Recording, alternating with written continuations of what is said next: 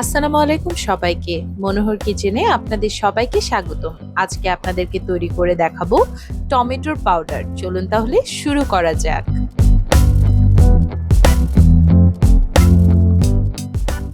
টমেটোর পাউডার করে নেওয়ার জন্য এখানে আমি টমেটোগুলোকে বোটা ছাড়িয়ে কেটে নিচ্ছি।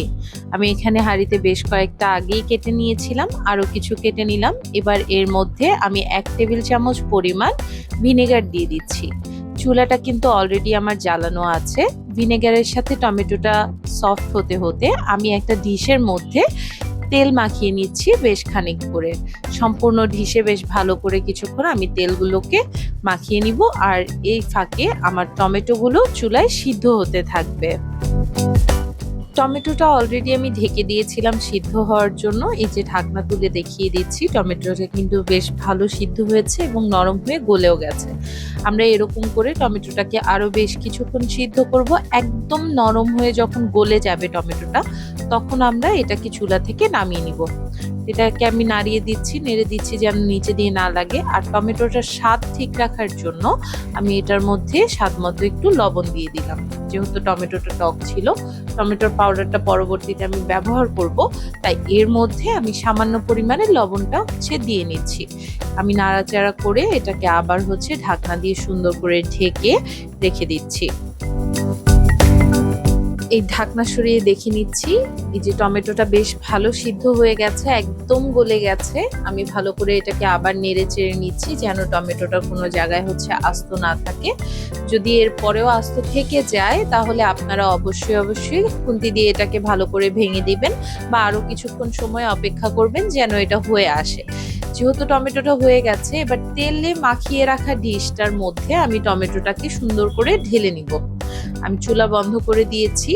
আমি এখন টমেটোটাকে সুন্দর করে ডিশটার মধ্যে বেড়ে নিচ্ছি। আমি আপনাদেরকে দেখিয়ে দিচ্ছি আমি কিভাবে এটাকে সুন্দর করে ডিশটার মধ্যে নিয়ে ডিশটাতে স্প্রেড করে দিচ্ছি।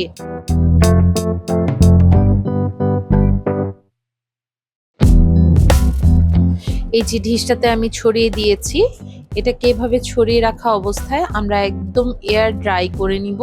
আপনারা এটাকে রোদ্রের নিচেও রাখতে পারেন। আমি রোদ্রের নিচে দিয়ে শুকিয়ে নিয়েছি। 3 দিন সময় লেগেছে এটাকে এরকম করা শুকাতে। 3 দিন পর আমি আবার এটাকে হাতল দিয়ে একটু সুন্দর করে চারপাশ কেটে কেটে এটাকে উল্টে দিচ্ছি যেন দুই পাশে সুন্দর মতো ড্রাই হয়ে আসে।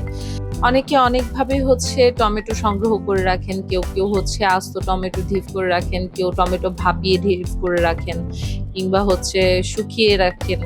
তো এটাও একটা টমেটো সংগ্রহ করার একটা উপায়, যে টমেটোটা পাউডার করে রেখে আপনি ইউজ করছেন। এটা কিন্তু পরবর্তীতে তরকারিতে আপনি ইউজ করতে পারবেন, যে কোনো ধরনের ফাস্টফুড আইটেম বানাতে গেলে আপনি ইউজ করতে পারবেন। যাই হোক, আমার টমেটোটা শুকাতে প্রায় 2 থেকে 3 দিন সময় লেগেছিল। আমি 3 দিন পরে এই ড্রাই হয়ে যাওয়া টমেটোটাকে একদম সুন্দর করে গ্রাইন্ড করে নিব। গ্রাইন্ড করে নেওয়ার জন্য আমি গ্রাইন্ডারের যে মিক্সার আছে সেই মিক্সারের মধ্যে আমি এটাকে নিয়ে নিচ্ছি। এর মধ্যে কোনো ধরনের কিন্তু পানি বা তরল জাতীয় কিছু দেওয়া যাবে না, যেহেতু আমরা এটাকে পাউডার করব। এটাকে এভাবেই গ্রাইন্ড করে নিতে হবে। তো চলুন তাহলে এটাকে গ্রাইন্ড করে নিয়ে আসি। এই যে এটাকে গ্রাইন্ড করে নিয়ে নিয়েছি আমি। এবার একটা ছাঁকনির সাহায্যে এটাকে সুন্দর করে ছেঁকে নেব। আমি যেহেতু অনেকগুলো করেছিলাম, তাই আমার একবারের গ্রাইন্ডে এটা আসলে কমপ্লিট হয়নি, তো আমি 2 বার করে গ্রাইন্ড করে নিয়েছি। এক পাশে আমি ছাঁকনি দিয়ে ছেঁকে নিচ্ছি, অন্য পাশে এটাকে গ্রাইন্ড করার জন্য আমি দিয়ে দিয়েছি। যাই হোক, এভাবে ছেঁকে নিব আমরা। ছেঁকে নেওয়ার যে ছোট্ট গুঁড়া অংশটুকু, এটাই কিন্তু আমাদের টমেটোর পাউডার মেইনলি। আমাদের টমেটোর পাউডারটা অলরেডি হয়ে গেছে।